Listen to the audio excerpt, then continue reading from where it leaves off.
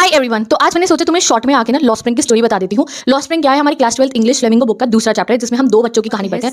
साहिब की कहानी जो रहता है दिल्ली के सीमापुरी में, he is a rag picker not by choice. इस बच्चे जो है ये कहाँ रहता है? दिल्ली के सीमापुरी में रहता है और इसकी फैमिली जो है ढाका से आके यहाँ पे सेटल है। उनके पास कोई और काम का जरिया नहीं है तो वो लोग रैग पिकिंग ही करते हैं और ये बच्चा भी रैग पिकिंग करता है। अब हमारी जो ऑथर है अनीश जुंग, वो साहिब से मिलती है और उसे पूछते हैं कि तुम ये सब क्यों करते हो। तो वो कहता है कि मेरे पास कुछ और करने के लिए नहीं है इसलिए मैं ये करता हूँ। तो वो उसको कहते हैं कि तुम पढ़ लिख लो, स्कूल चले जाओ। तो उसको एक बहुत ही मतलब कि वो जवाब देता है जैसे सुन के आपको लगेगा कि wow education is a very big thing. वो कहता है कि स्कूल है ही नहीं, अगर स्कूल होता तो मैं जाके पढ़ लेता। तो देयर आर मेनी चिल्ड्रन, इस चैप्टर से हमें पता चलता है, जिनको एजुकेशन मिलती ही नहीं है। They want to study but उन्हें वो नहीं मिल पा रहा है। तो ये साहिब जो बच्चा है ये दिन से सुबह सुबह आता है और दिन तक जो है कूड़ा निकालता रहता है, उसमें से कुछ ढूंढता है कि कुछ वैल्यूएबल मिल जाए एंड अपने पेरेंट्स की हेल्प करता है घर के जो है घर के लिए कुछ लिविंग इकट्ठा करने के लिए। ठीक है, तो ये सुबह से शाम तक बेयर फुट, इसके बाद चप्पल भी नहीं है, ऐसे ही घूमता रहता है। एंड तब हमारी ऑथर इससे मिलती है। फिर हमें पता चलता है कि जो साहिब है इसके नाम का रियल मीनिंग है साहिब आलम, मतलब लॉर्ड ऑफ द यूनिवर्स। और ये बहुत आयरॉनिकल है क्योंकि इसके नाम का मीनिंग मैच नहीं होता है इसके लाइफस्टाइल से, क्योंकि इसके पास तो चप्पल भी नहीं है पहनने के लिए। देन हमारी जो ऑथर है एक दिन इसकी सीमापुरी जगह पे भी जाती है, देखती है वहाँ लोग कैसे रहते हैं and how they are managing their survival there. Last में हमें पता चलता है कि साहिब जो है ना वो उसकी पैशन बहुत ज्यादा है।